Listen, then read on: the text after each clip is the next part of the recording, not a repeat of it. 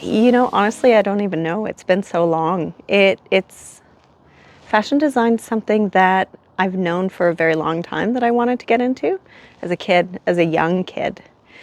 And I told my grandparents and I told my parents that that's what I wanted to be for a long time, and then chose something completely different. And I'm just at an age where I think, why not?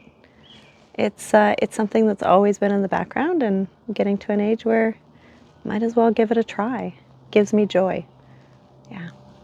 What is my intention that I want to leave people with?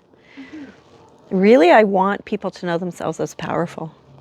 I want people to step into something that makes them feel really great, really alive, yeah, and powerful, like true to themselves and grounded and centered. And I think the copper really does that.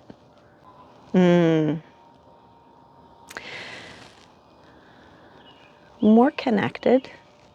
And when I say more connected, I think more connected to who we are as humans, but also who we are on this planet.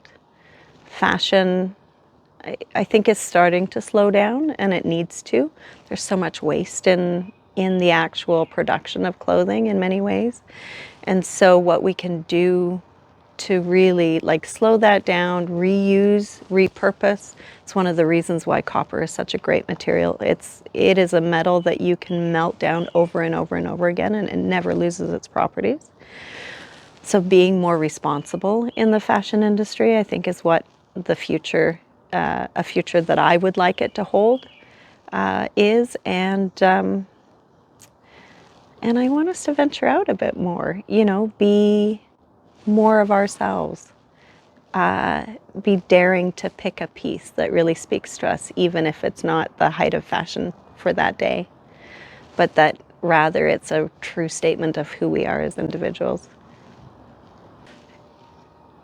It's changed over time. I don't know that I have a contemporary designer, which is really interesting, but like Jean-Paul Gaultier, Karl Lagerfeld, Christian Lacroix, Coco Chanel, all of those designers were the designers that I grew up watching, and I couldn't wait to open a Vogue magazine, couldn't wait to see what was next. I remember I made my prom dress in sewing class in grade 12, and I said, I brought a Vogue magazine in, and I said to my teacher, this is what I want to make. And she's like, okay, well, if you can find pattern pieces that sort of match this, we can do it. And so I made my own prom dress based on designs that were usually in British Vogue or in French Vogue. I always preferred the European ones.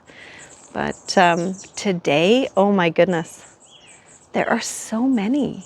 And I love that they're expanding and growing into different spheres, that there's fashion that's available for every style. It doesn't have to be this one way anymore.